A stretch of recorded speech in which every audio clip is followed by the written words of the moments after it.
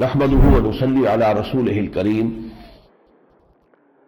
اما بعد فاعوذ بالله من الشيطان الرجيم بسم الله الرحمن الرحيم الف لام ميم صاد كتاب انزل اليك فلا يكن في صدرك حرج منه لتنذر به وذكرى للمؤمنين اتبعوا ما انزل اليكم من ربكم ولا تتبعوا من دونه اولیاء قلیلا ما تذکرون وکم من قریۃ اہلکناها فجاءها بأسنا بیاتا او هم قائلون فما كان دعواهم اذ جاءهم بأسنا الا ان قالوا انا كنا ظالمين فلنسألن الذين أرسل إليهم ولنسألن المرسلين فلنقصن عليهم بعلم وما كنا غائبين والوزن يومئذ الحق فمن ثقلت موازينه فأولئك هم المفلحون ومن خفت موازينه فأولئك الذين خسروا أنفسهم بما كانوا بآياتنا يظلمون وَلَقَدْ مَكَّنَّاكُمْ فِي الْأَرْضِ وَجَعَلْنَا لَكُمْ فِيهَا مَعَائِشَ قَلِيلًا مَا تَشْكُرُونَ صدق اللہ العظیم رب اشرح لي صدری ويسر لي أمری واحلل عقدة من لسانی يفقهوا قولی اللهم ربنا ألهمنا رشدنا وأعذنا من شرور أنفسنا اللهم أرنا الحق حقا وارزقنا اتباعه وأرنا الباطل باطلا وارزقنا اجتنابه اللهم وفقنا لما تحب وترضى وتقبل منا فإنك خير المتقبلين آمین یا رب العالمین۔ کل ہم ایک خاصی طویل مکی صورت میں سے گزر آئے ہیں، یعنی سورہ انعام، اور کچھ اندازہ ہو گیا ہے کہ مکی صورتوں کا اور مدنی صورتوں کا مضامین کا کیا فرق ہے، وہاں کیا موضوعات زیر بحث تھے اور یہاں کون سے موضوعات زیر بحث تھے۔ تو میں سمجھتا ہوں کہ یہ مناسب موقع ہے کہ میں اس سلسلے میں بعض باتیں اور بھی آپ کے گوش گزار کر دوں۔ پہلی بات تو نوٹ کیجئے کہ قرآن مجید کا 2/3 مکی صورتوں پر مشتمل ہے، مدنی صورتیں صرف 1/3 بنتی ہیں۔ پھر یہ کہ مکی صورتوں کے کچھ مشترک مضامین جو ہے، بنیادی مضمون جس پر سب سے زیادہ تفصیلی مباحث آتے ہیں وہ ہے ایمان۔ لیکن ایمان کے اگر 3 ہم حصے کر لیں، ایمان باللہ یعنی توحید، ایمان بالآخرہ یعنی ایمان بالمعاد بعث بعد الموت، پھر اخروی زندگی، اور ایمان بالرسالت، تو ہمیں ایک تقسیم یہ نظر آتی ہے کہ پہلے 4 سال کے عرصے کے دوران جو صورت نازل ہوئی ان میں زیادہ زور آخرت پر ایمان پہ ہے، انذار۔ حضور کا مشن شروع وہیں سے ہوا ہے، یا ایھا المدثر قم فانذر، خبردار کر دیجئے انہیں کہ بھول میں مت رہنا، زندگی صرف یہی زندگی نہیں ہے کہ کھاؤ پیو عیش کرو اور بات بس ختم، بلکہ ایک ایک شے کا حساب اللہ تعالیٰ تم سے لے گا، تمہیں پلٹ کر جانا ہے اس کے پاس، یہ انذار۔ اس کے بعد جو درمیانی 4 سال کی صورتیں ہیں، 12 سال تقریباً بنتے ہیں یہ مکی دور کے، ان میں زیادہ مضمون توحید کا ہے، ویسے سب آئیں گے لیکن زیادہ ایمفیسس توحید پر۔ اور جو آخری 4 سالوں کے مضامین ہیں، 4 صورتیں ہیں، ان میں رسالت کا مضمون زیادہ زوردار انداز میں ہے۔ ایک بات اور نوٹ کر لیجئے کہ اس کے ساتھ دوسرا مضمون جو چلتا ہے مکی صورتوں میں وہ ہے کچھ تاریخی واقعات، لیکن ان کے بھی 2 انداز مختلف ہیں۔ ایک ہے انباء الرسل، انباء جمع ہے نبا کی، نبا کہتے ہیں بہت بڑی خبر کو۔ یہ وہ خبریں ہیں کہ جو سابقہ رسول بھیجے گئے قوموں کی طرف اور قوموں نے ان کی دعوت کو رد کر دیا تو اس کی پاداش میں وہ قومیں ہلاک کر دی گئی، نسیا منسیہ ختم کر دی گئی، نام و نشان مٹا دیا گیا، کالم یغنوا فیہا ایسے ہو گئے جیسے کبھی تھے ہی نہیں۔ یہ 6 رسولوں کا تذکرہ اس سلسلے میں قرآن میں آتا ہے تکرار اور اعادے کے ساتھ، اور وہ اس لیے کہ ان لوگوں کے ناموں سے اہل عرب واقف تھے، یہ سب کے سب عرب ہی کے ارد گرد کے علاقے میں یہ رسول بھیجے گئے تھے۔ یہ جب آج ہم پڑھیں گے وہ مضمون تو میں مزید اس کی وضاحت کر دوں گا۔ ایک انداز ہے قصص النبیین، انبیاء کے واقعات و واقعات، ان کا رنگ بالکل اور ہے. انبیاء کی سیرتیں، ان کا کردار، ان کے محاسن، ان کے محامد، ان کی سیرت اور کردار کے جو اعلیٰ پہلو ہیں ان کو نمایاں کیا گیا. تو انباء الرسل اور قصص النبیین یہ ہیں ان کے مین علیحدہ علیحدہ ٹاپکس، دو حصے ہیں اس کے. مزید یہ کہ کچھ اور شخصیات کا بھی تذکرہ جو ہے سبق آموز انداز کے اندر مل جائے گا، حضرت لقمان کا مل جائے گا، کچھ اور قوموں کے حالات مل جائیں گے، لیکن بیسک یہ ہے انباء الرسل اور قصص النبیین. پھر یہ کہ ان صورتوں میں بھی جو جوڑوں کی شکل ہے عام طور پر آپ دیکھیں گے کہ اس میں ایک نسبت یہ نظر آئے گی کہ جو دو صورتیں ایک جوڑے کی شکل میں ہیں ان میں سے ایک میں انباء الرسل زیادہ ہوں گے، دوسرے میں قصص النبیین کا انداز زیادہ ہوگا. اور دوسرے یہ کہ ایک مضمون ہے التذکیر بآلاء اللہ، اللہ کی نعمت و خلاقی، اس کی عظمت، اس کے حوالے سے ایمان کی دعوت. یہ شاہ ولی اللہ دہلوی کی اصطلاحات ہے التذکیر بآلاء اللہ، اللہ کی نعمتیں، اللہ کے احسانات، اللہ کی قدرتیں، اللہ کی خلاقی، اللہ کی صنعائی، اس کے مختلف جو بھی دنیا میں مظاہر ہیں ان کے حوالے سے نصیحت کرنا. اور ایک التذکیر بایام اللہ، ایام اللہ سے مراد وہی دن ہے جن میں بڑی بڑی قوموں کے ہلاک کیے جانے کے فیصلے ہوئے. تو یہ بھی ہوگا کسی ایک صورت میں تذکیر بآلاء اللہ ہوگا تو دوسرے میں تذکیر بایام اللہ ہوگا. جو صورت ہم پڑھ چکے ہیں سورہ انعام، اس میں ایک تو یہ کہ تذکیر بآلاء اللہ تھا، کسی قوم پر عذاب کا تذکرہ نہیں آیا، کل ہم پڑھ چکے ہیں پوری صورت. حضرت ابراہیم کا تذکرہ بھی ہوا تو اس انداز میں نہیں ہے بلکہ وہ قصص النبیین کے انداز میں، ان کی ذاتی عظمت، ان کی ذاتی شخصیت. البتہ یہ سورہ اعراف جو ہے اس میں دوسرا پہلو نمایاں ہوگا، وہ آپ کے سامنے آج آ جائے گا. آئیے اب ہم بسم اللہ کرتے ہیں. الف لام میم صاد، یہ سورہ مبارکہ ان حروف مقطعات سے شروع ہو رہی ہے اور دو صورتیں ہیں جن کے شروع میں 4 حروف مقطعات آئے ہیں. اس سے پہلے سورہ بقرہ، سورہ آل عمران دونوں میں الف لام میم 3 حروف تھے. یہاں الف لام میم صاد، آگے چل کر ایک آئے گی الف لام میم را. کتاب انزل الیک، اے نبی ایک کتاب ہے جو آپ پر نازل کی گئی ہے. فلا یکن فی صدرک حرج منہ،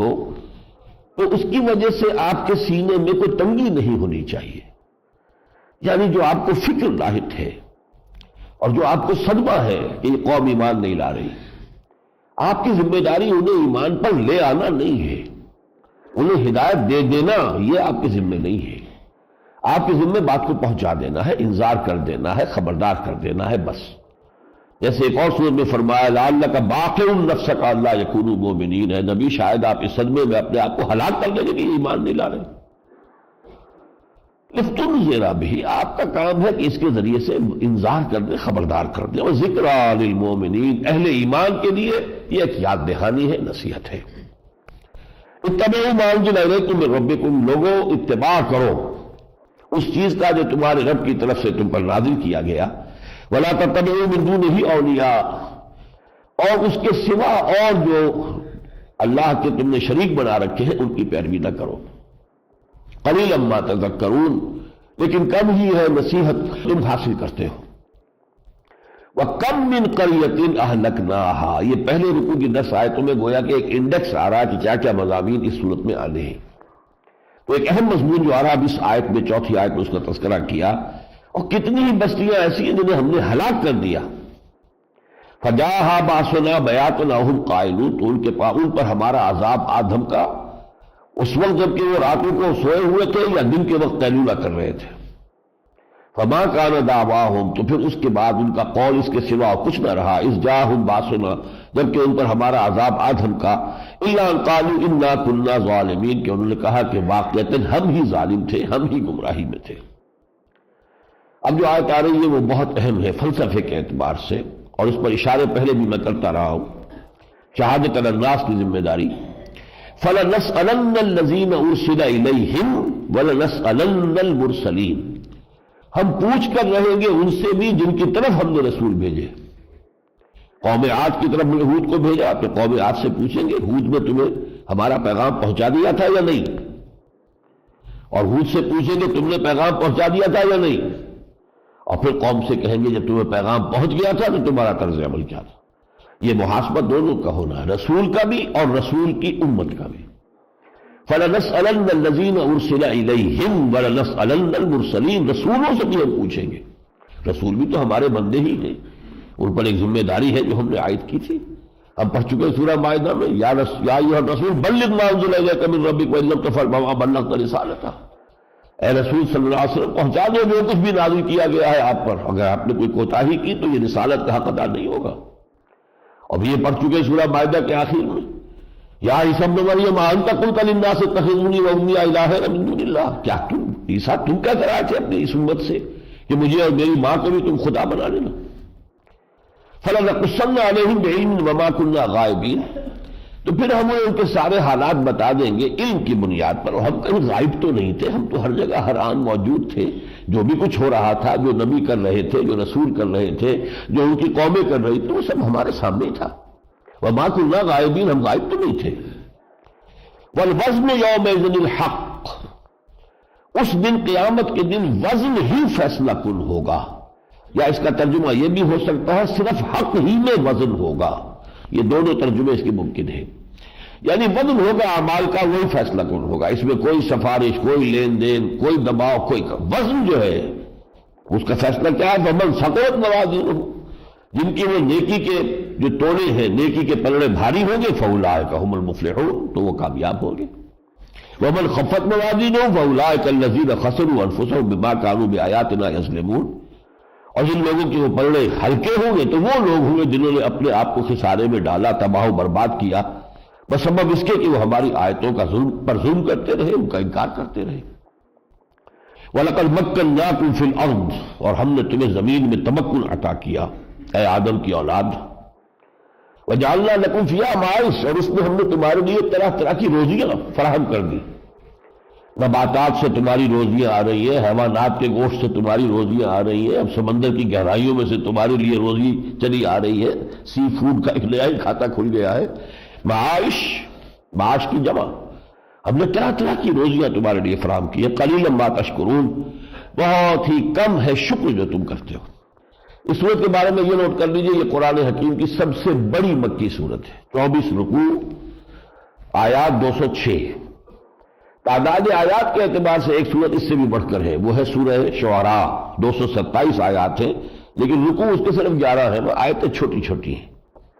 اور وہ جو ہے قرآن مجید اس مصحف کے جو میرے پاس ہے 14 صفحات میں آ گئی ہے، اور یہ اس کے 34 صفحات میں آئی، تو سب سے بڑی صورت یہی ہے۔ دوسرے رکوع میں وہی قصہ آدم و ابلیس جو ہم سورہ بقرہ کے چوتھے رکوع میں پڑھ آئے ہیں، لیکن یہاں جو پہلی آیت ہے وہ ان لوگوں کے نقطۂ نظر کو تقویت پہنچاتی ہے کہ جو حضرت آدم کی جو جسمانی تخلیق ہے اس کے ضمن میں ایوولوشن کے نظریے کو تسلیم کرتے ہیں۔ قرآن مجید میں یہ دونوں طرح کی آیات آپ کو ملتی ہیں، اور کچھ لوگوں کے لیے ادھر سے استدلال ہے، ادھر سے۔ میں اس وقت کوئی ایوولوشن کا نہ آپ کو درس دینا چاہتا ہوں، نہ اس پر اپنے خیالات کا قائل کرنا چاہتا ہوں، لیکن جہاں جس چیز کو تقویت نظر آئے گی وہ بتا دوں گا۔ فرمایا وَلَقَدْ خَلَقْنَاكُمْ ثُمَّ صَوَّرْنَاكُمْ ثُمَّ قُلْنَا لِلْمَلَائِكَةِ اسْجُدُوا لِآدَمَ، ہم نے تمہیں بنا دیا، پیدا کر دیا، پھر تمہاری نقشہ کشی کر دی، پھر کہا ہم نے فرشتوں سے کہ جھک جاؤ آدم کے سامنے۔ یہ ابتدا میں جمع کا صیغہ آ رہا ہے، ایک فرد آدم کی تخلیق کے بجائے اسپیشیز کوئی جو ہے وہ پہلے وجود میں آئی ہے، لیکن جمع کا صیغہ ہے۔ وَلَقَدْ خَلَقْنَاكُمْ وَصَوَّرْنَاكُمْ، تمہیں بنا دیا، تمہاری تصویر کشی کر دی، تمہارے نقش و نگار بنا دیے۔ ثُمَّ قُلْنَا لِلْمَلَائِكَةِ اسْجُدُوا لِآدَمَ فَسَجَدُوا إِلَّا إِبْلِيسَ، پھر کہا ہم نے فرشتوں سے کہ جھک جاؤ آدم کے سامنے، تو جھک گئے سب کے سب سوائے ابلیس کے۔ لَمْ يَكُن مِّنَ السَّاجِدِينَ، ایک تو یہ نقطہ اس میں جو ہے اضافی ہے۔ دوسرا نقطہ یہ ہے کہ وہاں بھی تھا کہ اس نے انکار کیا سجدے سے، لیکن یہ کہ وہاں وضاحت نہیں تھی کیوں کیا، یہاں اس کی وضاحت ہے۔ قال انا خیر منہ خلقتنی من نار وخلقتنی من طین، ابلیس نے کہا کہ میں اس سے بہتر ہوں آدم سے، اے اللہ تو نے مجھے آگ سے پیدا کیا ہے اور اس کو تو نے خاک سے پیدا کیا، گارے سے پیدا کیا ہے، یہ حقیر شے ہے، انرٹ شے ہے گارا، آگ جو ہے اس میں حرکت ہے، اس میں جوش ہے، خروش ہے، تو میں تو اس سے بنا ہوا۔ باقی اس کے بعد پھر وہی کچھ ہے کہ پھر اس سے کہا گیا کہ اتر جاؤ، اور لیکن اس نے مہلت مانگی پھر کہ اب مجھے مہلت دے دے پروردگار، تو میں ثابت کر دوں گا کہ یہ جو آدم کو تو نے مقام دیا ہے یہ اس کا حقدار نہیں تھا، اور اس کی جو اولاد ہے وہ شکر نہیں کرے گی تیرا۔ ثم لآتینہم قال فبما اغویتنی، جب اللہ نے اسے دے دی مہلت ٹھیک ہے تمہیں قیامت تک کے لیے، اس کی زندگی جو ہے اس وقت سے لے کر قیامت تک ہے. قال فبما اغویتنی، اس نے کہا پروردگار جو تو نے مجھے گمراہ کیا ہے، ذلیل کر دیا ہے، لأقعدن لهم صراطک المستقیم، تو اب میں تیرے سیدھے راستے پر گھاٹ لگا کر بیٹھوں گا ان کے لیے. ثم لآتینہم من بین ایدیہم، پھر میں ان پر حملہ کروں گا سامنے سے بھی، ومن خلفہم، اور پیچھے سے بھی، وعن ایمانہم، داہنی طرف سے بھی، وعن شمائلہم، بائیں طرف سے بھی، ولا تجد اکثرہم شاکرین، اور تو ان میں سے اکثر کو شکر گزار نہیں پائے گا. یعنی تیری جو توحید کی شاہراہ ہے میں منحرف کروں گا اس کو. اس کے علاوہ جو یہاں پر بات اضافی طور پر کہی گئی ہے کہ جب وہ جو ممنوع درخت تھا، شجر ممنوع، اس کا پھل چکھ لیا شیطان کی جو بھی وسوسہ دادی تھی اس کے نتیجے میں، تو اس کا ایک نتیجہ یہ ظاہر ہوا کہ حضرت آدم اور حوا دونوں کو اپنی برہنگی کا احساس ہوا، برہنہ ہو گئے. فلما ذاقا الشجرۃ بدت لہما سوآتہما، جب انہوں نے اس درخت کا پھل چکھ لیا تو ان کے شرمگاہیں ان پر واضح ہو گئی، نمایاں ہو گئی. وطفقا یخصفان علیہما من ورق الجنہ، پھر وہ اس جنت باغ کے پتوں کو گانٹھ کر سی کر اپنے لیے سطر پوشی کا اہتمام کرنے لگے. اب اس میں ایک مطابقت سی ہو جاتی ہے کہ اگر جو عام جو احساس ہے انسان کی پیدائش کا، جو سائنٹیفک جو ملحدانہ سائنس ہے، بعض چیزیں ایسی ہوتی ہیں کہ ان کی بعض باتیں بھی آ کر یہاں پر مل جاتی ہیں. مثلا یہی بات سب سے بڑی ملی ہوئی ہے کہ سائنس نے بھی یہی کہا کہ انسان کی تخلیق اسی کلے سے ہوئی ہے، کرسٹ آف دی ارتھ سے ہوئی ہے، یہی سے بنا ہے. اور قرآن بھی یہی کہتا ہے یہی سے پیدا کیا ہم نے، اسی خاک سے. تو آخر جہاں تک اینڈ ریزلٹ ہے اس میں تو واضح ہو گیا کہ ایک ہی ہے. اب کیسے ہوا اس میں ہو سکتا ہے کہ اس میں فرق ہو. اسی طرح یہ کہ یہ احساس شروع میں انسان کو شاید احساس نہ ہو،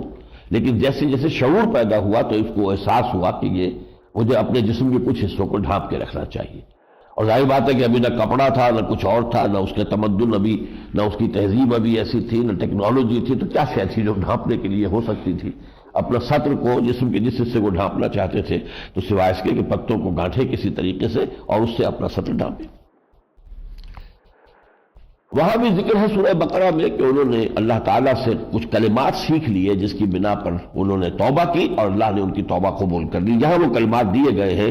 قالا ربنا ظلمنا انفسنا وان لم تغفر لنا وترحمنا لنکونن من الخاسرین. جو انہوں نے کہا آدم و حوا نے، اے رب ہمارے، ہم نے اپنی جانوں پر ظلم کیا، ہم نے زیادتی اپنے اوپر کی ہے، تیرے حکم کو توڑ کر، تیرے حکم سے سرتابی کر کے، شیطان کے اغوا اور وسوسہ اندازی کو قبول کر کے ہم نے اپنے اوپر ظلم ڈھایا ہے. اور اگر تو نے ہمیں بخش نہ دیا اور ہم پر رحم نہ فرمایا تو ہم تو بہت ہی گھاٹے میں اور خسارے والوں میں سے رہ جائیں گے. اور اس کے بعد یہ کہ اللہ نے فتاب علیہ، یہ ہم سورہ بقرہ میں پڑھا، توبہ قبول کر لی.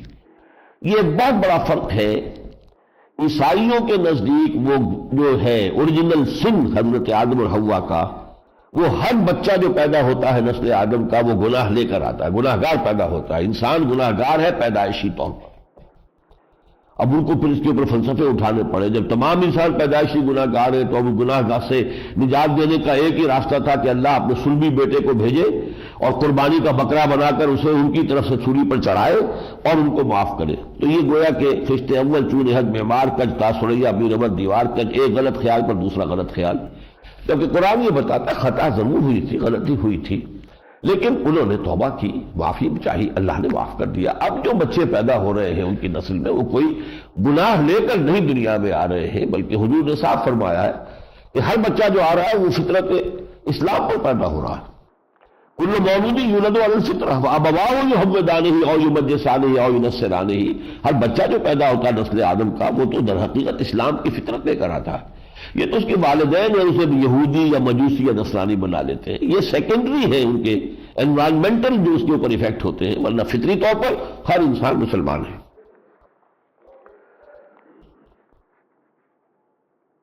قال اهبطوا بعضكم لبعض عدو ولكم في الارض مستقر ومتاع الى حين قال فيها تحيون. اب اسی زمین میں تمہیں زندہ رہنا ہے، وفيها تموتون، اسی میں تمہیں مرنا ہے، مر کر اسی میں جانا ہے، ومنها تخرجون، اور اسی میں سے تمہیں نکال لیا جائے گا. اس کے بعد یہ جو تیسرا رکوع ہے اس میں جو مشرکین عرب تھے اور یہ اہل مکہ، مشرکین مکہ، ان کی ایک بڑی ہی غلط حرکت کا جو ہے ذکر ہے ان کے ہاں یہ خیال پیدا ہو گیا تھا کہ خانہ کعبہ کا طواف اگر مادر ذات برہنہ ہو کر کیا جائے تو زیادہ ثواب ہوتا ہے، یعنی یہ آدمی تکلفات اتار دے، جیسا دنیا میں اللہ نے انسان کو بھیجا ہے ویسا ہی وہ اللہ کے حضور میں حاضر ہو اور طواف کرے۔ اب جو نیوڈسٹ کلبز ہیں ویسٹ کے اندر، ان کا بھی تو کوئی نہ کوئی فلسفہ ہے نا، آخر ننگے وہ رہتے ہیں تو کیوں رہتے ہیں، انہوں نے بھی کوئی نہ کوئی فلسفے تو جھاڑے ہوں گے۔ تو یہ بول کے اگر کہیں وہ نکل آئے، سڑکوں پہ نکل آتے ہیں کم وقت، اور وہ پھر اگر دوسرے لوگ آنکھیں بند کرتے ہیں تو مذاق اڑاتے ہیں وہ۔ تو صورتحال تو یہ ہے، تو یہ ان کے ہاں بھی یہ تھا کہ مادر ذات برہنہ عورتیں اور مرد طواف کرتے تھے، اس کے اوپر تنقید ہوئی، اس کو روکا گیا ہے۔ وَإِذَا فَعَلُوا فَاحِشَةً قَالُوا وَجَدْنَا عَلَيْهَا آبَاءَنَا، جب وہ فاحش ایک فوق حرکت کر رہے ہیں انہیں روکا جاتا تو کہتے ہیں ہمارے آباء و اجداد ایسے کرتے آئے ہیں، وَاللَّهُ أَمَرَنَا بِهَا، اللہ نے ہمیں اس کا حکم دیا ہے، یعنی چونکہ ہمارے آباء و اجداد کرتے آ رہے ہیں تو یقیناً اللہ نے اس کا حکم دیا ہوگا۔ قُلْ إِنَّ اللَّهَ لَا يَأْمُرُ بِالْفَحْشَاءِ، کہہ دیجئے اللہ تعالیٰ جو ہے بے حیائی کا حکم نہیں دیتا۔ تقولون علی اللہ ما لا تعلمون، کیا تم اللہ پر وہ بات جو ہے منسوب کر رہے ہو اللہ کی طرف جس کا تمہیں کوئی علم نہیں ہے۔ قل امر ربی بالقسط واقیموا وجوہکم عند کل مسجد وادعوہ مخلصین لہ الدین، یہ تو ہر جو نماز کا وقت آئے یا تمہارے طواف کا وقت آئے تو تم اپنے رخ سیدھے کر لو اور اللہ کو اسی کی عبادت خالص کرتے ہوئے کہہ کے پکارو۔ یا بنی آدم خذوا زینتکم عند کل مسجد، جب بھی کبھی نماز کے لیے حاضری ہو تو عبادت کے لیے آؤ تو اپنی زینت لباس جو ہے وہ لے کر آؤ۔ وَكُلُوا وَاشْرَبُوا وَلَا تُسْرِفُوا، کھاؤ پیو اسراف کرو، اسراف نہ کرو، انہ لا یحب المسرفین۔ اب یہ چونکہ بعض اوقات جو ہمارے ہاں جو خانقاہی نظام اور رہبانیت کا نظام آ جاتا ہے،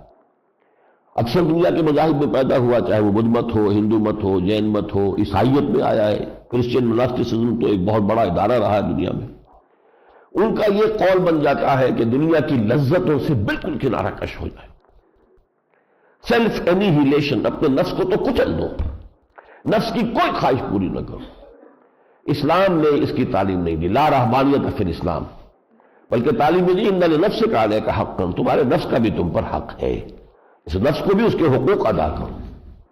اور جو بھی طریقہ ہے جائز طریقے سے کما کر اگر تمہیں اچھا کھانے کو ملتا ہے اچھا کھاؤ، اچھا پہن سکتے ہو اچھا پہنو۔ تو بڑی پیاری آیت آئی ہے یہاں پر یہ اس طرح کے تصور کی نفی کرنے کے لیے کہ گویا کہ اچھا کھانا بھی شاید تقویٰ کے منافی ہے، اچھا پہننا بھی تقویٰ کے منافی ہے، اگر جائز ذریعے سے ہے اور باقی فرائض ادا کرتے ہوئے یہ ہو رہا ہے، یہ نہیں کہ آپ نے باقی فرائض چھوڑ دیے اور لگے ہوئے کمائی میں اچھے سے اچھا کھانے، وہ نہیں، آپ نے باقی دینی فرائض و ذمہ داریاں بھی ادا کر رہے ہیں، اور پھر اگر اللہ نے آپ کو سہولت بھی دی ہے، قُلْ مَنْ حَرَّمَ زِینَةَ اللَّهِ الَّتِی أَخْرَجَ لِعِبَادِهِ، کہیے ان سے کس نے حرام کی ہے زینت اللہ نے جو بنائی ہے اپنے بندوں کے لیے، وَالطَّیِّبَاتُ مِنَ الرِّزْقِ، اور پاکیزہ کھانے کس نے حرام کیے ہیں، قُلْ هِیَ لِلَّذِینَ آمَنُوا فِی الْحَیَاةِ الدُّنْیَا، کہہ دیجئے کہ یہ تو دنیا کی زندگی میں بھی اللہ تعالیٰ نے اہل ایمان کے لیے پیدا کیے ہیں، کفار کو بھی اجازت دے دی ہے، دسترخوان کھلا کر دیا ہے، لیکن اصل تو اللہ نے اپنے وفادار بندوں کے لیے خالصۃ یوم القیامہ، اور قیامت کے دن تو خالص انہی کے لیے ہو جائیں گے، پھر کفار کا کوئی حصہ رہے گا ہی نہیں نعمتوں کے اندر۔ کذالک نفصل الآیات لقوم یعلمون، اسی طریقے سے ہم اپنی آیات کی وضاحت کرتے ہیں ان لوگوں کے لیے جو جاننا چاہیں۔ اس کے بعد آئی ہے وہی آیت جو وہاں بھی آئی تھی، اما یاتینکم منی ھدی فمن تبع ھدایا فلا خوف علیہم ولا ھم یحزنون، یا بنی آدم اما یاتینکم رسل منکم یقصون علیکم آیاتی، اے آدم کی نسل جب بھی تمہارے پاس آئیں گے رسول میری جانب سے میری آیات تمہیں سناتے ہوئے، فمن اتقى واصلح، تو جس نے تقوی کی روش اختیار کی اور اصلاح کر لی، فلا خوف علیہم ولا ھم یحزنون، تو ان کے لیے نہ کوئی خوف ہوگا نہ وہ حزن سے دوچار ہوں گے، والذین کذبوا بآیاتنا واستکبروا عنہا، اور جو لوگ ہماری آیات کا انکار کریں گے اور تکبر کی بنیاد پر انہیں ریجیکٹ کر دیں گے، اولئک اصحاب النار ھم فیہا خالدون، وہ جہنمی ہوں گے اس میں ہمیشہ ہمیشہ رہیں گے۔ اس کے بعد یہ 3 رکوع ایسے ہیں اس سورہ مبارکہ کے،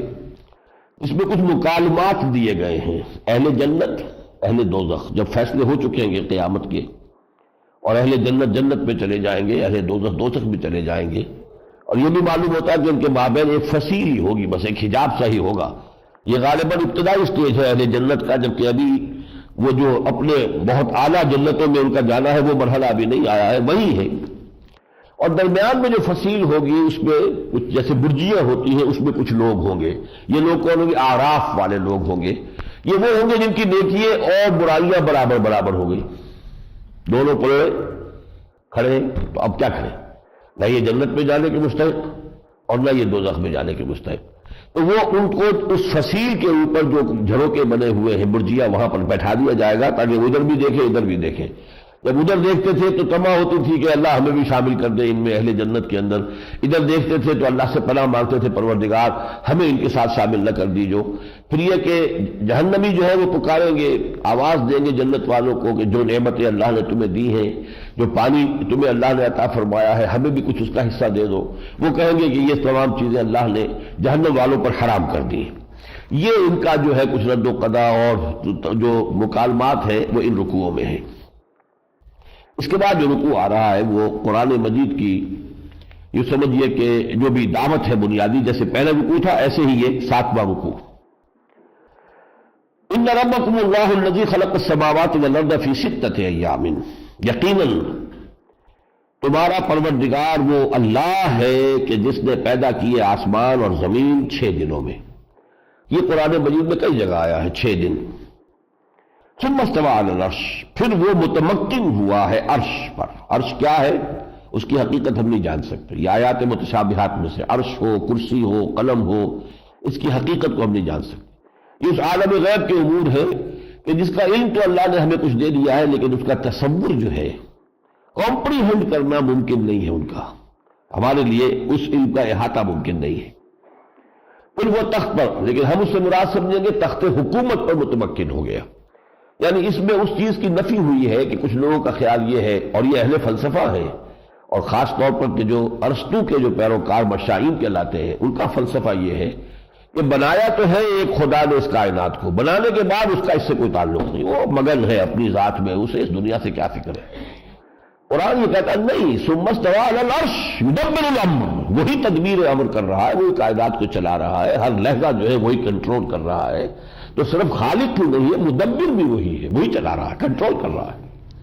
تو ثم استوى على العرش، پھر وہ تخت حکومت پر متمکن ہو گیا۔ یغشی اللیل النہار، وہ دن کو لا کر چھا دے، دن کو حاوی کر دیتا ہے رات پر۔ یطلبہ حثیثا، اور وہ جو ہے یہ دن اور رات ایک دوسرے کے پیچھے لگے ہوئے ہیں بڑی سرگرمی کے ساتھ، گویا کہ دن تعاقب کر رہا ہے رات کا اور رات تعاقب کر رہی ہے دن کا۔ والشمس والقمر والنجوم مسخرات بامرہ، اور اس نے پیدا کیا سورج کو اور چاند کو اور ستاروں کو جو اس کے حکم کے تابع ہیں، مسخر ہیں، وہ خالق بھی ہے اور اسی کے حکم اور بنائے ہوئے قانون کے مطابق یہ تمام اجرام سماویہ گردش میں ہے۔ الا لہ الخلق والامر، یہ آیت بہت اہم ہے، یہ چھوٹا سا ٹکڑا، آگاہ ہو جاؤ، خلق بھی اسی کا کام ہے، امر بھی اسی کا کام ہے۔ اب اس کے دو مفہوم لیے گئے، ایک عام مفہوم تو یہ ہے کہ امر کے معنی حکم دینا، پیدا بھی اس نے کیا، حکم بھی وہی دیتا ہے، یہ بھی بالکل ساتھ ہے، جس نے پیدا کیا ہے اسی کو حکم دینے کا اختیار ہے، جو اس کائنات کا خالق ہے اسی کا حکم چلنا چاہیے۔ لیکن اس کا مفہوم اور وسیع تر بھی ہے، اصل میں یہ دو عالم ہے ایک دوسرے سے بالکل متمیز، جدا گانا، ڈسٹنکٹ۔ ایک عالم امر ہے، اس میں اللہ کے احکام کی تنفیذ ہوتی ہے تو آنے واحد میں ہو جاتی ہے، اس میں کوئی ٹائم نہیں لگتا۔ انما امرہ اذا اراد شیئا فانما یقول له کن فیکون، نو ٹائم ایلیمنٹ واٹس ایور۔ عالم خلق میں ٹائم ایلیمنٹ ہے، بچہ جو ہے رحم مادر میں 9 مہینے لیتا ہے، اپنی وہ جو شکل اس کی بنتی ہے، وقت لگتا ہے اس میں، تخلیق ہو رہی۔ درخت کا یہ جو بھی آپ نے آم کی گٹھلی لگائی تھی وہ اس کے درخت بننے میں وقت لگے، ٹائم ایلیمنٹ از دیئر۔ اسی لیے یہاں فرمایا تھا کہ ان ربکم اللہ الذی خلق السماوات والارض فی 6 ایام، 6 دنوں میں، 6 دن سے مراد ہمارے دن نہیں ہے، قرآن مجید میں اللہ نے 50,000 سال کا بھی ایک دن بتایا ہے، اور عام حالات میں کہا ان یوما عند ربک کالف سنۃ مما تعدون، تمہارے رب کا ایک دن تمہارے حساب سے 1000 برس سال کا ہوتا ہے۔ تو اب یہ ملینم ہم کہہ سکتے ہیں آج کی اصطلاح میں، 6 ملینمس کے اندر اس کائنات کی تخلیق ہوئی، ایک ایک دن لاکھوں سالوں کا ہو سکتا ہے، لیکن بہرحال ٹائم ایلیمنٹ ہے۔ لیکن عالم امر میں کوئی ٹائم ایلیمنٹ نہیں، اور یہ نوٹ کر لیجئے عالم امر سے متعلق ہے ملائکہ کا معاملہ اور ارواح انسانی کا۔ روح انسانی آنے واحد میں یہاں سے عرش معلیٰ تک پہنچ سکتی ہے، کوئی ٹائم نہیں لگے گا اس میں، نو ٹائم عرصے ہو۔ جبرائیل عرش سے یہاں ایک آنے واحد میں پہنچ سکتے ہیں، اس لیے کہ ان دونوں کا تعلق امر سے، عالم امر سے۔ لیکن اس دنیا کے اندر ہر چیز کے اندر وقت کا ایک وقت ہے جو لگتا ہے۔ اور ایک فرق میں آپ کو بتا چکا ہوں کہ عالم خلق میں کسی شے سے کسی شے کی تخلیق ہوتی ہے۔ مٹی سے انسان بنایا، آگ سے جن بنائے، ایک سے دوسری شے بن رہی ہے۔ اور عالم امر میں ایکس نہیں لو، کریشن ایکس نہیں لو، عدم محض سے وجود میں آ جاتا، کوئی شے ہے نہیں اور کن اور وجود میں آ گئی۔ تو ان دونوں چیزوں کو ذہن میں رکھیں کہ یہ دو عالم ہیں جداگانہ، عالم امر، عالم خلق، لیکن دونوں کا اختیار مطلق اللہ کے ہاتھ میں۔ الا لہ الخلق والامر تبارک اللہ رب العالمین، بہت بابرکت ہے ذات باری تعالی جو تمام جہانوں کی رب ہے، پروردگار اور مالک اور آقا ہے۔ ادعوا ربکم تضرعا وخفیہ، تو نتیجہ کیا ہے؟ پکارا کرو اپنے رب کو، دعا کیا کرو اس سے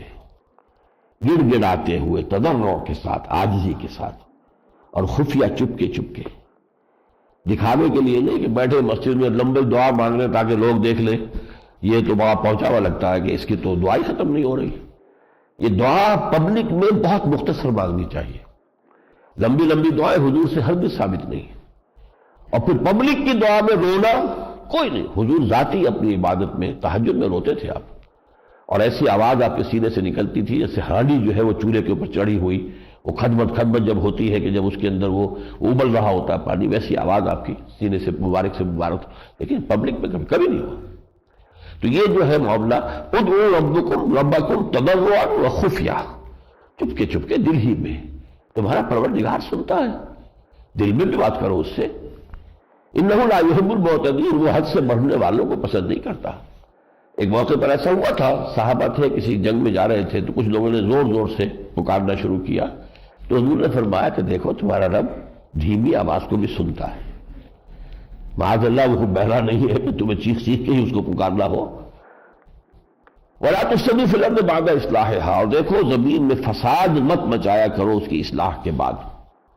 یہ جو اصلاح اور فساد کا سلسلہ ہے یہ ہمیشہ چلتا رہا ہے، انبیاء آئے، اصلاح ہو گئی، پھر فساد آ گیا،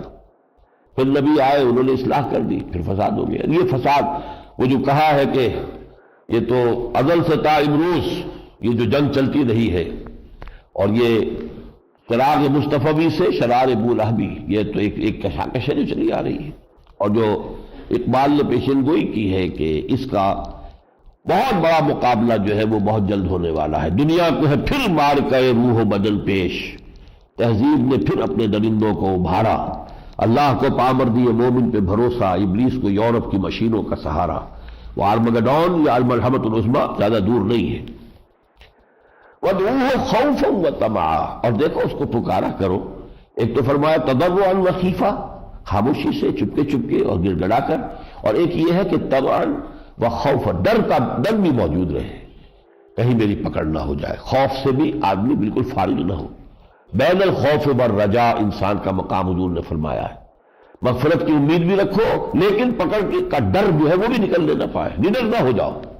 وطمع، اور یہ کہ طمع بھی رکھو، یہ بھی رکھو کہ اللہ تعالیٰ معاف فرما دے گا۔ ان رحمت اللہ قریب من المحسنین، یقیناً اللہ کی رحمت جو ہے جو نیکوکار بندے ہیں ان کے قریب ہے۔ وَهُوَ الَّذِي يُرْسِلُ الرِّيَاحَ بُشْرًا بَيْنَ يَدَيْ رَحْمَتِهِ، اور وہی ہے جو ہواؤں کو بھیجتا ہے بشارت دیتے ہوئے اپنی رحمت کے آگے آگے۔ جب بارش آنی ہوتی ہے تو اس سے پہلے ہوا آتی ہے، جھونکے آتے ہیں، وہ گویا کہ برید ہے، ڈاک ہے کہ اب بارش آنے والی ہے، وہ اس کے ہوا کا کیفیت ہی بدل جاتی ہے۔ اور جیسے آج کل ہمارا حال ہے کہ بارش کی کس قدر ضرورت ہے، شدید ہے، اور اب تو یہ کہ وارننگ بھی آ گئی ہے کہ 10 جنوری تک بارش نہ ہوئی تو ہمارا تو جو ہیٹ کا معاملہ ہے وہ بہت زیادہ پیچیدہ ہو جائے گا۔ اللہ تعالیٰ جلد از جلد یہ مبارک بارش نازل فرمائے۔ جب وہ آتا ہے تو ٹھنڈی ہوا کے جھونکے آتے ہیں، حتیٰ اذا اقلت سحابا ثقالا، یہاں تک کہ جب وہ ہوائیں جو ہے وہ بھاری بھاری بادلوں کو اٹھا لاتی ہے، سقناہ الی بلد میت، پھر ہم اس کو ہانک دیتے ہیں ان بادلوں کو کسی ایسی آبادی کی طرف کہ جو ویران ہو گئی، وہ بارش کے نہ ہونے کی وجہ سے مردہ ہو گئی، زمین مردہ ہو گئی۔ زمین میں اگر ہریابل نہیں ہے تو گویا کہ زندگی کے آثار نہیں ہیں، وہ زمین مردہ ہو گئی ہے۔ فانزلنا به الماء، پھر وہاں ہم پانی وہاں اتارتے ہیں، فاخرجنا به من كل الثمرات، اور پھر اس سے ہم طرح طرح کے میوے جو ہے وہ نکالتے ہیں، كذلك نخرج الموتى، دیکھو اسی طرح ہم مردوں کو نکال لیں گے۔ زمین ڈورمنٹ پڑی ہے، اس میں کوئی زندگی کے آثار نہیں ہے، بارش آتی ہے اور زندگی ہی زندگی، ہریاول ہی ہریاول، مگر اب زندگی ہی زندگی ہے معجزہ ساقی۔ تو مردہ زمین تمہاری نگاہوں کے سامنے اللہ زندہ کرتا ہے کہ نہیں؟ اسی طرح وہ اسی زمین میں تم گئے ہوئے ہوگے نا، جیسے یہ کہ گھاس کے بیج تو پڑے ہوئے ہوتے ہیں زمین میں، ڈورمنٹ پڑے ہوتے ہیں، تو بارش کا چھینٹ آتا تو گھاس اگاتی، کہاں سے بیج تو ہوتے ہیں وہاں پر موجود۔ اسی طریقے سے تم تو دفن ہو نا زمین کے اندر، تمہیں پھر وہ اللہ تعالیٰ جب چاہے گا نکال لے گا۔ کذالک نخرج الموتى لعلکم تذکرون، تاکہ تم اس سے نصیحت اخذ کرو۔ والبلد الطیب یخرج نباتہ بإذن ربہ، اور جو زمین ہوتی ہے زرخیز عمدہ، تو وہ تو پھر اپنی نباتات نکالتی ہے اللہ تعالیٰ کے اذن سے، زرخیز زمین سے نباتات اور پیداوار اگتی ہے۔ والذی خبث لا یخرج الا نکدا، اور جو خبیث زمین ہے ناکارہ ہے، بنجر ہے، اس میں کوئی مطلب یہ بھی ہو سکتا ہے کہ اس میں وہ نمکیات زیادہ ہو گئے ہوں، لا یخرج الا نکدا، وہاں سے کچھ جھاڑ جھکاڑ سا نکلتا ہے، کچھ نہیں۔ کذالک نصرف الآیات لقوم یشکرون، اسی طرح ہم اپنی آیات کو ذرا تصریف کرتے ہیں، گھماتے ہیں، تاکہ لوگ شکر کر سکیں۔ یعنی دیکھیے اس ایک تمثیل سے دو اللہ تعالیٰ نے مقصد حاصل کیے، بارش ہوئی، زمین میں رویدگی پیدا ہو گئی، گویا کہ مردہ زمین زندہ ہو، اسی طرح تم زندہ کر لیے جاؤ گے۔ ایک تو یہ کہ اس کے لیے، اور ایک یہ کہ بارش بھی جیسے کہ جب زمین پر آتی ہے تو ہر جگہ اس کا نتیجہ ایک نہیں نکلتا، اسی طرح وہی جب نازل ہوتی ہے زمین پر انسانوں کے اوپر، کچھ لوگ اس سے استفادہ کرتے ہیں، اور پھر ان کی شخصیتیں، ان کی سیرتیں، ان کے کردار جو ہے وہ کس طرح نکھرتے ہیں، کتنی ان کے اندر جو ہے عظمت پیدا ہوتی ہے، اور کچھ لوگ ہیں ابو جہل ہے، ابو لہب ہے، اس پر کوئی اثر ہی نہیں ہو رہا۔ تو جیسے ایک زمین ہے بنجر، اس کے اندر کوئی اثر نہیں ہو رہا بارش کا، اسی طرح اس وحی کی بارش کا ان لوگوں پر کوئی اثر نہیں۔ اب سے شروع ہو رہا ہے یہ، کوئی اب سمجھے گا، کئی رکوع اب چلیں گے مسلسل، انباء الرسل، رسولوں کے حالات، اور اس میں ترتیب کیا ہے؟ نوح، ہود، صالح، لوط، شعیب، موسیٰ علیہم الصلاۃ والسلام۔ حضرت ابراہیم ان میں سے نکال لیے، ویسے حضرت ابراہیم ان کے بیچ کی شخصیت ہے۔ نوح، ہود اور صالح یہ پری ابراہمک پیریڈ سے متعلق ہیں، حضرت ابراہیم سے قبل کا دور۔ لوط گویا کہ ہم اصل ہیں حضرت ابراہیم کے، لیکن چونکہ بھتیجے ہیں، چھوٹے ہیں، انہیں ہم پوسٹ ابراہمک میں شمار کر سکتے ہیں، انہی میں شعیب ہے، انہی میں حضرت موسیٰ علیہ السلام۔ ان 6 قوموں کے اوپر اللہ تعالیٰ کا عذاب استیصال نازل، وہ عذاب کہ جس نے پوری قوم کو ختم کر دیا، نسیم منسیہ۔ جیسے آپ، ایک تو یہ کہ کسی درخت کے کچھ پتے آپ نے اتار لیے یا جو کچھ شاخیں ہیں جھاڑ دی، ایک یہ کہ جڑ سے اکھیڑ دیا اس کو، تو قطع دابر القوم الذین ظلموا، ظالم قوم کی جڑ کاٹ دی گئی۔ اس طریقے سے جو قومیں تباہ ہوئی ہیں وہ قوم نوح، قوم ہود، قوم صالح، قوم شعیب، اور جن شہروں کی طرف حضرت لوط بھیجے گئے، اور پھر آل فرعون، یہ 6 کا۔ اچھا ان کو ذہن میں رکھیے کہ ان کے جو علاقے ہیں، عرب کا جغرافیہ ذہن میں لے آئیے۔ جزیرہ نما عرب جو ہے نیچے چوڑا ہے، اوپر یہ تنگ ہوتا جاتا ہے، ادھر سے خلیج فارس آ رہی ہے اور ادھر سے یہ ریڈ سی آ رہا ہے، ان دونوں کا یوں ہے جھکاؤ۔ اگر ان دونوں کو جوڑ دیا جائے اوپر جا کر تو ایک ٹرائنگل وجود میں آ جائے گی۔ اس ٹرائنگل کا جو ایپیکس سے اوپر کا جو سرا ہے، یہ ہے جگہ جہاں حضرت نوح علیہ السلام آباد تھے، یعنی وہ علاقہ جو آج کردستان شمار ہوتا ہے، وہ علاقہ جو ایران، عراق، شام اور ترکی کی سرحد ہے، یہاں حضرت نوح کی قوم آباد تھی۔ اور اس وقت تک ابھی معلوم ہوتا ہے کہ انسانی نسل اس سے زیادہ بڑھی نہیں تھی، بس اسی علاقے کے اندر وہ نسل تھی، اور اسی پر وہ عذاب آیا ہے۔ پھر ان کے صرف 3 بیٹوں سے آگے نسل انسانی چلی ہے۔ حضرت سام کی اولاد جنوب میں اتر گئی، یعنی جزیرہ نما عرب میں۔ حضرت یافس کی اولاد نے جو سینٹرل ایشیا کا پہاڑی سلسلہ ہے اس کو کراس کیا، اور یہ ادھر چلی گئی روس اور چین اور یہ انڈو چائنا، اور ادھر سے یہ جو یورپ کا شمالی علاقہ ہے، نارڈک ریسز جن کو کہتے ہیں، اہل شمال، ناردرنرز، نارڈک ریسز، یہ سب یافس کی اولاد ہے۔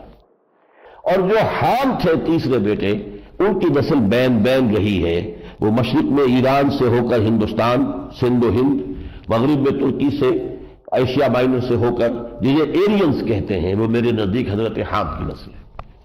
یہ ہے، ان میں سے قرآن مجید نے ذکر کیا ہے صرف سامی جو حضرت سام کی نسل کے انبیاء ہیں، یافس کی نسل کے انبیاء کا کوئی ذکر نہیں۔ آئے یقیناً ہوئے، وَلِكُلِّ قَوْمٍ ہاد، ہر قوم میں ہم نے ہادی بھیجا ہے۔ وَإِن مِّن قَرْيَةٍ إِلَّا خَلَا فِيهَا نَذِيرٌ، کوئی ایسی بستی نہیں ہے جس میں کہ خبردار کرنے والا نہ آیا ہو، تو ہر جگہ آئے، لیکن تاریخ جو ہے وہ صرف اسی علاقے کی۔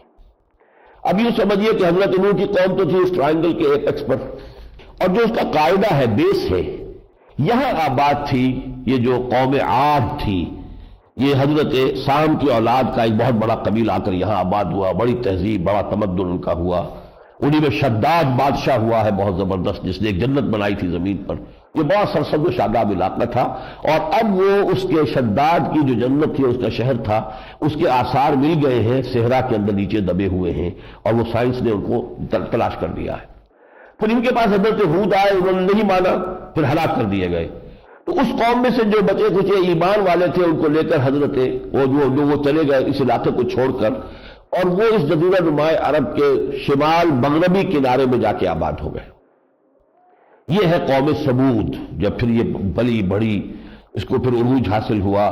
اور انہوں نے پہاڑوں کو تراش کے اپنے لیے محل بنائے، وہ اب بھی موجود ہے سمود کے، وہ کھنڈرات جو ہے وہ تو اب بھی جا کر آپ دیکھ سکتے ہیں۔ اس حوالے سے یہ دوسری قوم تھی۔ ان کے پاس حضرت صالح آئے تھے، ان کا بھی معاملہ یہ ہوا، یہ بھی برباد ہوئی، تباہ ہوئی۔ پھر حضرت ابراہیم علیہ السلام پیدا ہوئے عراق میں، اور پھر یہ انہوں نے سفر کیا اور یہ جا کر آباد ہو گئے شام میں۔ اپنے بھتیجے کو جو ان کے ساتھ ایمان لے آئے تھے، ان کو بھیجا ہے سدوم اور آمورا، یہ بستیاں، گمورا اینڈ سوڈم، یہ دو شہر۔ سوڈم سے سوڈمی بنا ہے، یہ جو دو مردوں کا جنسی معاملہ ہے سوڈمی، یہ سوڈم جو ہے وہ شہر کا نام تھا۔ تو سدوم اور گموریا، اس کے قوم کے اندر یہ خرابی پیدا ہوئی تھی، وہاں حضرت لوط بھیجے گئے۔ وہ بھی باز نہیں آئے، انہوں نے حضرت لوط کی دعوت کا انکار کیا، وہ دونوں بستیاں تباہ و برباد کر دی گئی۔ حضرت ابراہیم کی نسل کی ایک شاخ مدین کہلاتی ہے، وہ جو ہے صحرائے سینا کے اس طرف جو ہے آباد ہوئی ہے، اور اس کے اندر حضرت شعیب بھیجے گئے۔ پھر حضرت موسیٰ علیہ السلام کا معاملہ ہے، اس لیے کہ وہ مصر میں پیدا ہوئے، اور وہاں سے پھر اپنی قوم بنی اسرائیل کو لے کر واپس آئے ہیں فلسطین کی طرف۔ تو یہ چھوٹا سا خاکہ آپ ذہن میں اگر رکھ لیں، جغرافیکل ٹائم سائز کا یہ سمجھیے کہ حضرت ابراہیم آج سے کوئی 4000 ساڑھے 4000 برس کی قبل کی شخصیت ہے، ان سے تقریباً 2000 سال قبل کی حضرت نوح علیہ السلام ہوں گے، اور ان سے تقریباً 2-2500 سال قبل کے حضرت آدم کا معاملہ۔ یہ ہے جو بنتا ہے تورات میں جو تاریخ دی گئی ہے، اور تو ہمارے پاس کوئی سورس دنیا میں ہے نہیں، کیونکہ یہ سارا دور ہے پری ہسٹورک ایرا۔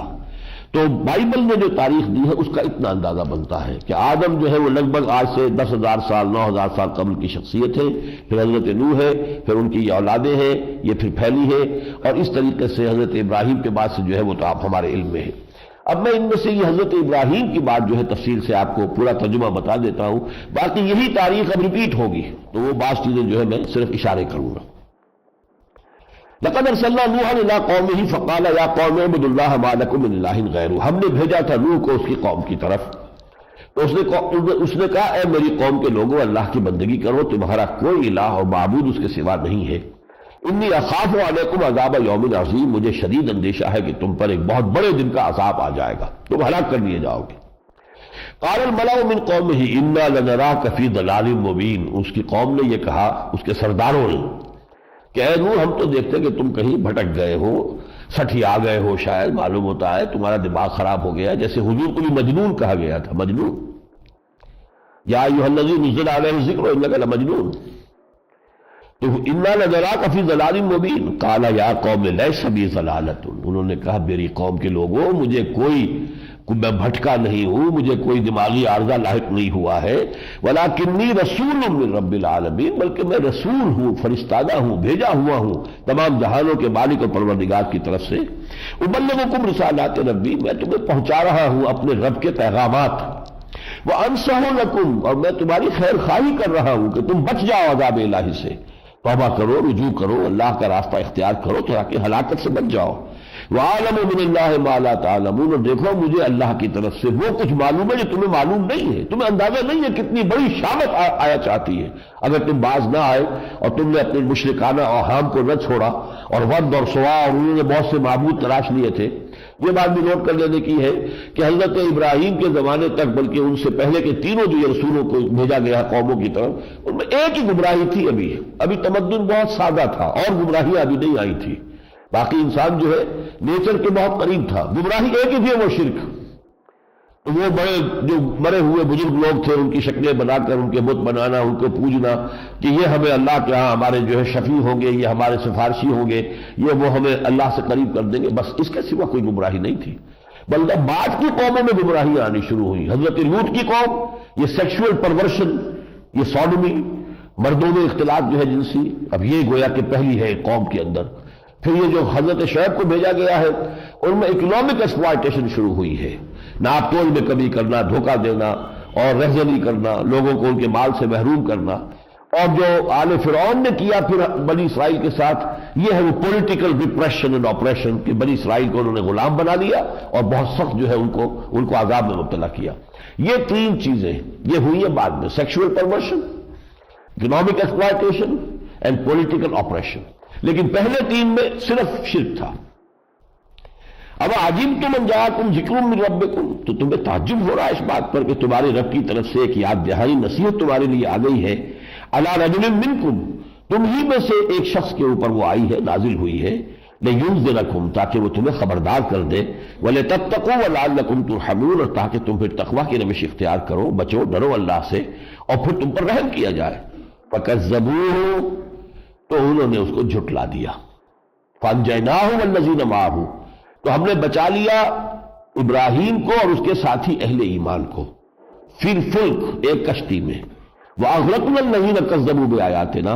اور اس پوری قوم کو ہم نے جس نے کہ ہماری آیات کا انکار کیا تھا غرق کر دیا۔ انہم کانوا قوما عمین، وہ بڑی اندھی قوم تھی، انہیں کوئی شے سنائی نہیں دے رہی تھی۔ یہ ہے حضرت نوح کی قوم کا معاملہ۔ پھر الی عاد اخاہم ہودا، اب ظاہر بات ہے کہ اب حضرت سام کی نسل جو ہے کچھ عرصے ٹھیک راستے پہ چلی ہوگی، پھر ان میں بھی وہی خرابیاں آئی۔ پھر یہ قوم عاد کی ایک تہذیب اور تمدن، بڑی طاقت والی، ذات العماد، بڑے اونچے اونچے ستونوں والی عمارتیں انہوں نے بنائی، ان کا تمدن تھا، بڑی زوردار قوم تھی۔ لیکن ان کے ہاں بھی جب شرک آیا تو پھر حضرت ہود علیہ السلام ان کے ہاں بھیجے گئے، لیکن ہوا وہی کچھ کہ انہوں نے بھی ان کی بات نہیں مانی اور پھر وہ بھی ہلاک ہوئے۔ فانجیناہ والذین معہ برحمت منا وقطعنا دابر الذین کذبوا بآیاتنا وما کانوا مؤمنین۔ آخری بات وہی ہوئی کہ ہم نے بچا لیا حضرت ہود کو اور ان لوگوں کو جو ان کے ساتھ ایمان لائے تھے اپنی رحمت سے، اور کاٹ دی جڑ ہم نے اس قوم کی کہ جس نے ہماری آیات کا انکار کیا تھا۔ وَإِلَىٰ ثَمُودَ أَخَاهُمْ صَالِحًا، اب یہ جو لوگ ایمان لائے تھے حضرت ہود پر، یہ اس علاقے کو چھوڑ کر چلے گئے، یہاں تو اللہ کا عذاب نازل ہوا ہے، تو یہ جا کر آباد ہوئے ہیں۔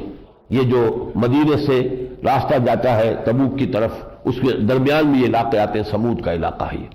یہاں۔ یہ پھر ان کو ترقی اللہ نے دی، بہت دنیا کے اندر ان کو نعمتیں دی، لیکن ان کی تاریخ بھی یہی ہوئی پھر کہ یہ بھی تباہ و برباد ہوئے، یہ اپنے گھروں کے اندر ان پر عذاب آیا اور یہ ختم کر دیے گئے۔ وَلُوطًا، اور لوط کو ہم نے بھیجا، اس قال لقوم، یہ جیسے میں بتا دوں بھتیجے ہیں حضرت ابراہیم کے، حضرت ابراہیم ہی پر ایمان لائے، حضرت ابراہیم کے ساتھ انہوں نے ہجرت کی عراق سے شام تک، لیکن یہاں سے پھر حضرت ابراہیم نے انہیں بھیج دیا ہے صدوم اور گمورہ کی بستیوں کی طرف، جو یہ ڈیڈ سی ہے اس کے ساحل پر یہ دو شہر آباد تھے، بہت آباد تھے، بہت خوشحال تھے، اس لیے کہ ایک انٹرسیکشن تھا تجارتی شاہراہیں، تجارتی شاہراہ یمن سے آ کر جو جاتی تھی شام کی طرف، اور تجارتی شاہراہ کے جو عراق سے آتی تھی اور مصر کو جاتی تھی، ان کا انٹرسیکشن یہ جگہ تھی، لہذا ان کے لیے تو ہر طرح کی جو ہے وہ وہاں پہ عیش تھے، لیکن یہ کہ ان میں یہ خرابی پیدا ہوئی، خاص طور پر شرک بھی پیدا ہوا، لیکن یہ بھی۔ وَلُوطًا إِذْ قَالَ لِقَوْمِهِ أَتَأْتُونَ الْفَاحِشَةَ، اور لوط کو ہم نے بھیجا، اور یاد کرو جب اس نے کہا اپنی قوم سے، کیا تم ایک بے حیائی کا ارتکاب کر رہے ہو، مَا سَبَقَكُم بِهَا مِنْ أَحَدٍ مِنَ الْعَالَمِينَ، اس برائی اور بے حیائی کا ارتکاب تو تم سے پہلے تمام جہانوں میں کسی نے نہیں کیا، اتنا گندا کام ہے جو تم نے شروع کیا ہے۔ إِنَّكُمْ لَتَأْتُونَ الرِّجَالَ شَهْوَةً، تم اپنی شہوت جو ہے اس کے لیے رجوع کرتے ہو مردوں کی طرف، من دون النساء، عورتوں کو چھوڑ کر، بل انتم قوم مسرفون، نہیں تم تو بہت ہی گمراہ قوم ہو گئے ہو۔ وما کان جواب قوم ہی، لیکن ان کی ساری فہمائش کہہ لیجئے اور نصیحت کہہ دیجئے، سب کا جواب کیا ملا؟ الا ان قالوا اخرجوہم من قریتکم، نکالو ان کو، یہ لوط کو اور ان کے گھر والوں کو یہاں سے اپنی بستی سے، انہم اناس یتطہرون، یہ بڑے پاک باز لوگ ہیں، یعنی یہ کہ ان کے لیے یہ جو سب کی ناک کٹ گئی ہو تو وہ جو ناک والا جو ہے دکو بن کر رہ جاتا ہے، اور تمام بلیوں کی جو ہے دم کٹ جائے تو جو دم والی جو ہے وہ پھر ان میں عجیب نظر آئے گی، تو یہ لوگ جو ہے بڑے پاک باز بنے پھرتے ہیں، نکال بار کرو۔ فانجیناہ واہلہ، تو ہم نے اس کو نجات دی اور اس کے گھر والوں کو، ایک شخص بھی ان دونوں شہروں میں سے حضرت لوط پر ایمان نہیں لایا، ان کی اپنی بیوی بھی نہیں، وہ بھی پیچھے رہ گئی، الا امرأتہ، اس کے گھر والوں میں سے بھی ان کی بیٹیاں تھیں، ان کو لے کر انہیں حکم ہو گیا تھا یہاں سے نکل جاؤ، بیوی جو ہے کانت من الغابرین، وہ پیچھے رہنے والوں ہی میں سے ہو گئی، اس لیے کہ اس کی ہمدردیاں اپنی قوم کے ساتھ تھیں۔ معلوم ہوتا ہے کہ اس حضرت لوط تو در حقیقت یہاں کے رہنے والے نہیں تھے، یہ تو حضرت ابراہیم کے ساتھ آئے تھے عراق سے اور شام سے، تو یہاں پر آ کے انہوں نے کوئی شادی کی ہے اس قوم میں سے، تو اس قوم کے ساتھ ہی وہ عورت جو ہے وہ رہی ہے، انہی کے ساتھ روابط رہے ہیں، تو وہ انہی کا ساتھ انجام ہوا ہے۔ وَأَمْطَرْنَا عَلَيْهِمْ مَطَرًا فَانظُرْ كَيْفَ كَانَ عَاقِبَةُ الْمُجْرِمِينَ، اور پھر ہم نے ان کے اوپر ایک بارش برسائی، پتھراؤ ہوا بہت سخت۔ اب بھی ان کے کھنڈرات جو ہے بحر اسود کے تہہ کے اندر موجود ہیں، یہ چونکہ بالکل ساحل کے ساتھ تھے تو اس کے ساتھ ہی وہ ڈھہتے چلے گئے ہیں ڈیڈ سی کے اندر، اور شاید اسی لیے ڈیڈ سی اس کا نام۔ اِلیٰ مدین اخاہم شعیبا، یہ مدین جو ہے اصل میں بیٹے تھے حضرت ابراہیم کی تیسری بیوی بھی تھی قطورہ، ایک حضرت حاجرہ جن سے حضرت اسماعیل، حضرت سارہ جن سے حضرت اسحاق ہے، پھر ان کے بیٹے جو ہے حضرت یعقوب ہیں، ایک بنو قطورہ سے شادی کی تھی تیسری، اور ان کے 6-7 بیٹے تھے جن میں سے ایک مدین بھی تھے۔ یہ جا کر آباد ہو گئے ہیں، یہ جو خلیج عقبہ آتی ہے جس کے آگے سرے پر وہ ایلات کی بندرگاہ ہے، جس کا بلاکیٹ کیا تھا صدر ناصر نے، تو 67 کی جنگ شروع ہوئی تھی، ایلات کی بندرگاہ، اس خلیج عقبہ کے داہنی طرف مشرق میں یہ جا کر آباد ہو گئے، تو ان کو بھی بہت ترقی حاصل ہوئی، قوم بڑی خوشحال ہوئی، لیکن ان کے ہاں پھر یہی ہوا، وہی جو میں نے کہا تھا تجارتی شاہراہیں دونوں گزرتی تھی اس علاقے سے، تو اس میں ان کو کاروبار سے انہوں نے فائدہ اٹھایا، لیکن دھوکہ، بے ایمانی، چوری، ڈاکہ اور لوگوں کو کم تولنا، کم ناپنا، یہ ساری خرابیاں پیدا ہوئی شرک کے علاوہ۔ وَإِلَىٰ مَدْيَنَ أَخَاهُمْ شُعَيْبًا، اور مدین کی طرف ہم نے ان کے بھائی شعیب کو بھیجا، قَالَ يَا قَوْمِ اعْبُدُوا اللَّهَ مَا لَكُم مِّنْ إِلَٰهٍ غَيْرُهُ، انہوں نے بھی یہی کہا ہے میری قوم کے لوگوں اللہ کی بندگی کرو، تمہارا کوئی الہ اس کے سوا نہیں ہے۔ قَدْ جَاءَتْكُم بَيِّنَةٌ مِّن رَّبِّكُم، دیکھو تمہارے پاس تمہارے رب کی طرف سے واضح تعلیم آ گئی ہے۔ فَأَوْفُوا الْكَيْلَ وَالْمِيزَانَ، دیکھو پیمانہ پورا کیا کرو جب بھی تم دو، اور میزان جو ہے وہ پوری تول جو ہے پورا ہونا چاہیے۔ وَلَا تَبْخَسُوا النَّاسَ أَشْيَاءَهُمْ، اور لوگوں کو ڈنڈی مار کر یا کم تول کر، کم ناپ کر ان کا مال کم نہ کیا کرو۔ وَلَا تُفْسِدُوا فِي الْأَرْضِ بَعْدَ إِصْلَاحِهَا، زمین میں فساد نہ بچاؤ۔ ذَلِكُمْ خَيْرٌ لَكُمْ إِن كُنتُم مُّؤْمِنِينَ، یہی تمہارے لیے بہتر ہے اگر تم مانو۔ وَلَا تَقْعُدُوا بِكُلِّ صِرَاطٍ، اور ہر راستے کے اوپر مورچہ بند ہو کر نہ بیٹھ جاؤ، ڈاکہ دہی کے لیے بھی، اور یہ کہ جو لوگ ایمان لا رہے تھے ان کو بھی روکنے کے لیے۔ یہ ساری ان کی تعلیم جو ہے وہ ہوئی ہے، لیکن ان کا حال بھی یہ ہوا کہ پوری قوم نے ان کی بات کو رد کر دیا، لیکن یہ کہ بہرحال پھر وہ قوم ہلاک کر دی گئی۔ وقال الملأ الذين كفروا من قومه لئن اتبعتم شعيبا انكم اذا لخاسرون، اور جو اس قوم کے سردار تھے انہوں نے اپنی قوم سے کہا کہ دیکھو اگر تم نے شعیب کی بات مانی اور اس کے پیچھے چلے تو تم تو خسارے والے ہو جاؤ گے۔ فاخذتهم الرجفة فاصبحوا في دارهم جاثمين، تو ایک زلزلہ آیا، اس زلزلے نے ان سب کو ہلاک کر دیا، وہ اپنے گھروں کے اندر اوندھے پڑے رہ گئے۔ الذین کذبوا شعیبا کأن لم یغنوا فیہا، جن لوگوں نے شعیب کی تکذیب کی تھی، انہیں جھٹلایا تھا، ان کا انکار کیا تھا، وہ ایسے ہو گئے جیسے کبھی تھے ہی نہیں، آباد ہی نہیں تھے۔ الذین کذبوا شعیبا کانوا هم الخاسرین، جن لوگوں نے شعیب کی تکذیب کی وہی تباہ و برباد ہوئے۔ فتولی عنہم، تو شعیب نے پیٹھ موڑی، وہاں سے روانہ ہوئے۔ وقال یا قوم لقد ابلغتکم رسالات ربی ونصحت لکم، حسرت کے ساتھ انہوں نے کہا ہے میری قوم، میں نے تو تمہیں اپنے رب کے پیغامات پہنچا دیے تھے، میں نے تمہاری خیر خواہی کا حق ادا کر دیا تھا۔ فکیف آسیٰ علی قوم کافرین، پھر اب میں کیسے افسوس کروں، تمہارا جو انجام ہوا ہے تو کافروں کے انجام پر میں افسوس کیسے کروں۔ اب یہ یہاں پر مضمون وہ آ رہا ہے جو سورہ انعام میں ہم پڑھ چکے تھے کہ ہمارا یہ قاعدہ رہا ہے کہ جب کسی رسول کو ہم بھیجتے ہیں تو اس قوم کو کچھ سختیوں میں مبتلا کر دیتے تھے، تاکہ عیش کے اندر جو ہے اگر سوئے ہوئے تو کون سنے گا بات ان کی، لیکن ذرا یہ کہ پیٹ بھرا ہوا ہو تو آدمی نہیں سنتا، ذرا پیٹ خالی ہو تو شاید کسی کی بات سنی لے، تو کوئی قحط آ گیا، کوئی اور مصیبت آ گئی۔ لیکن یہ کہ جب قوم کا جو ہے خمیر اتنا مردہ ہو جائے کہ ان کے اندر اصلاح کی کوئی گنجائش باقی نہ رہے، تو اس قسم کی تنبیہات سے بھی انہیں کوئی فائدہ نہیں ہوتا۔ وما ارسلنا فی قریۃ من نبی الا اخذنا اہلها بالباساء والضراء لعلهم يضرعون، ہم نے کسی بھی بستی کی طرف نہیں بھیجا کسی نبی کو مگر یہ کہ اس بستی والوں کو ہم نے کچھ تکلیفوں میں اور سختیوں میں پکڑ لیا، شاید کہ وہ گڑ گڑائے، ان میں کوئی رقت پیدا ہو، وہ کچھ انابت اللہ کی طرف متوجہ ہو۔ ثم بدلنا مکان السیئۃ الحسنہ، پھر جب نہیں باز آئے وہ تو پھر ہم نے ان کو ان کے حال پر چھوڑا اور وہ اس کی جو کیفیت تکلیف کی تھی اس کو رفع کر کے بھلائی ان کو پھر دے دی، افوا اور وہ بڑھ گئے اور ان کی ترقی کی۔ وقالوا قد مسنا آباءنا الضراء والسراء، کہا ہمارے آباء و اجداد پر سختیاں بھی آئی تھی، تکلیفیں بھی آئی تھیں، یہ تو ہوتا رہتا ہے دنیا میں، ہمارے یہاں بھی آتا ہے، زلزلہ آ گیا، زلزلہ آتا ہی ہے، اس کو خامخواہ کچھ لوگ سمجھتے ہیں کہ یہ اللہ کا عذاب ہے، ہو گیا، مشرقی پاکستان حادثے ہوتے ہی ہیں، اب ہم سمجھے یہ بھی کوئی اللہ کی پکڑ ہے، کوئی ہمیں سزا دی گئی ہے، یہ مولویوں کا خامخواہ جو ہے یہ کہنا ہے، یہ تو ہوتی رہتی ہیں چیزیں۔ ایک انداز یہ ہے کہ جو کچھ ہو رہا ہے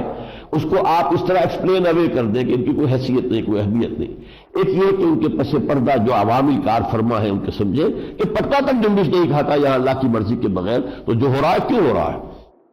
فَأَخَذْنَاهُمْ بَغْتَةً وَهُمْ لَا يَشْعُرُونَ، پھر ہم نے پکڑ لیا انہیں اچانک اور انہیں اس کا شعور بھی نہیں تھا کہ اس طرح پکڑے جائیں گے۔ وَلَوْ أَنَّ أَهْلَ الْقُرَىٰ آمَنُوا وَاتَّقَوْا، اگر یہ بستیوں والے جن کا ذکر ہوا ہے، قوم نوح، قوم ہود، قوم صالح اور صدوم اور عمورہ کے لوگ اور یہ مدین کے لوگ، اگر ان بستیوں والے ایمان لاتے اور تقوی کی روش اختیار کرتے، لفتحنا علیہم برکات من السماء، ہم ان پر آسمان سے بھی برکات کے دروازے کھول دیتے، والارض اور زمین سے بھی، ولکن کذبوا، لیکن انہوں نے تکذیب کی، فاخذناہم، تو ہم نے انہیں پکڑ لیا، بما کانوا یکسبون، ان کے اعمال کی پاداش میں۔ افامن اہل القری یاتیہم باسنا بیاتا او ہم نائمون، تو کیا یہ بستیوں والے نچنت ہیں، کوئی انہیں فکر نہیں ہے؟ اسی طرح کا عذاب ان پر بھی آ سکتا ہے۔ اب یہ قریش کی طرف جو حضور کی دعوت کو رد کر رہے ہیں، حضور کو ہو گئے 12 برس دعوت دیتے ہوئے، اور جو طرز عمل ہے مکے والوں کا وہ اب سے جامنے کی، اب یہ ساری داستان سنا کر اب یہ سخن ان کی طرف آیا۔ افامن اہل القری، یہ جو بستیاں ہیں ان کے لوگ بالکل نچنت ہیں اور انہیں کوئی فکر نہیں ہے، ان یاتیہم باسنا ضحی وہم یلعبون، کہ ہماری جو ہے پکڑ ان پر آ جائے دوپہر صبح کے وقت جبکہ وہ کھیل رہے ہوں، یا یہ کہ رات کے وقت جبکہ وہ سو رہے ہوں۔ افامنوا مکر اللہ، کیا یہ اللہ تعالیٰ کی جو چالیں ہیں ان سے اپنے آپ کو عمل میں سمجھتے ہیں؟ فلا یامن مکر اللہ الا القوم الخاسرون، تو اللہ تعالیٰ کی تدبیروں سے تو اپنے آپ کو مامون اور محفوظ نہیں سمجھتا مگر وہی کہ جو تباہ ہونے والا ہے۔ اللہم ربنا لا تجعلنا معہم، اللہم ربنا لا تجعلنا معہم۔ بارک اللہ لی ولکم فی القرآن العظیم ونفعنی وإیاکم بالآیات والذکر الحکیم۔